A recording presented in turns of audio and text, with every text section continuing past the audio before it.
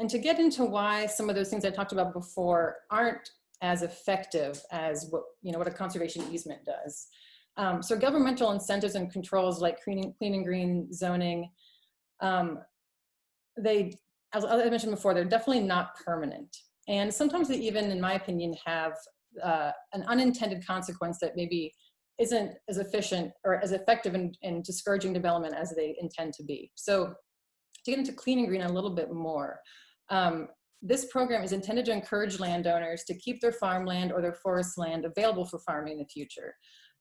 It's not permanent. They do have this benefit of reduced property taxes, but they can always decide to unenroll in the program, and they would have to pay rollback taxes. That's a kind of a penalty. They would have to pay rollback taxes for up to 7 years on their property. But that is certainly, that's how properties go from farmland and clean and green to being residential subdivision or a commercial development, is they simply just pay the taxes back. And there also is some limited subdivision potential still with clean and green without any penalty. So I believe that they can subdivide 2 acres a year, depending on the local zoning, without any clean and green penalty. And they can also subdivide 10 acres. So the minimum acreage for clean and green, and this was set by the state, is a 10-acre property.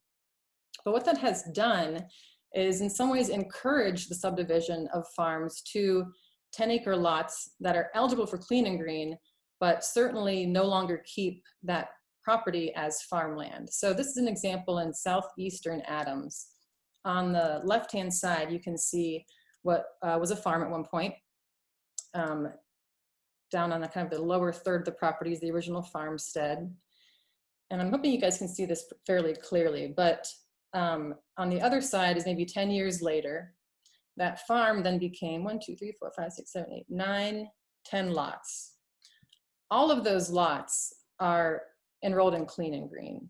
So those properties are getting a reduced tax rate for protecting agricultural land or land for agriculture.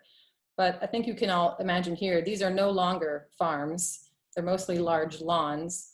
And I think there may be some parts that are maybe still farmed for hay or something, but I think this is an example of how clean and green actually encouraged large lot subdivision rather than keeping a farm as a farm.